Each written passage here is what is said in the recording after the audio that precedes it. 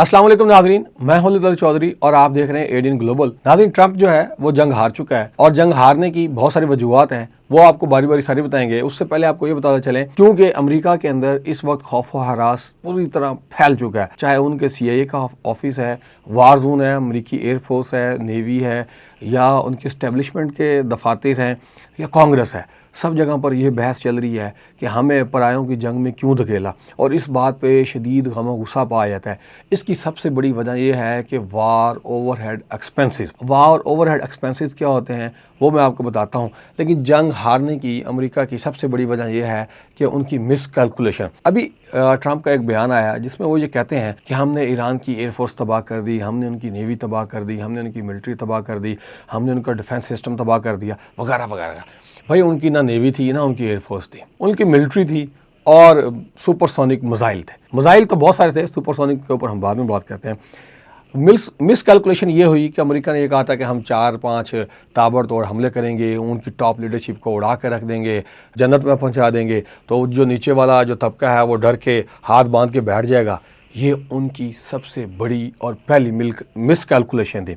दूसरी miss calculation ये थी कि उनका अंदाज़ा ये था कि ईरान के पास 5,000 से लेके 25,000 तक के मिसाइल हैं और वो 2 दिनों में चला देंगे, उसके बाद विले बैठ जाएंगे।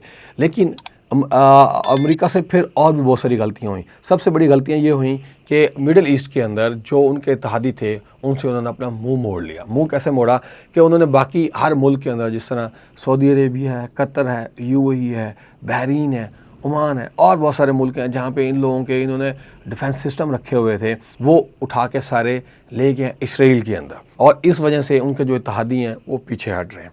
और फिर ईरान के साथ बाकी मुल्कों ने भी हमले करना शुरू कर दी हैं इसराइल के ऊपर। मिस कैलकुलेशन एक टाइम, फैक्ट एंड फिगर्स और उसके बाद डॉलर्स के ऊपर है। अब नाजरीन, एक मिसाइल जो है, नाजरीन एक ईरानी मिसाइल वो $20,000 से $30,000 के एक्सपेंस के ऊपर तैयार होता है, लेकिन उस डॉलर को इंटरसेप्ट करने के लिए $1 मिलियन खर्च होते हैं। अब आप ये देखें कि कितने हज़ार मिसाइल ईरान ने इसराइल के ऊपर दागे और वो कितने लाख $1 मिलियन बनेंगे, लेकिन जो उन्होंने इंटरसेप्ट करने के लिए टेक्नोलॉजी लगाई वो $बिलियंस के अंदर है। कम व बेश अब तक की इतलात के मुताबिक 1 बिलियन यानी कि $1 अरब से ज़्यादा का खर्चा सिर्फ और सिर्फ इंटरसेप्ट के ऊपर अमेरिकी इंतज़ामिया या डिफेंस कर चुकी है, और अभी भी जंग उनके हाथों के अंदर नहीं है।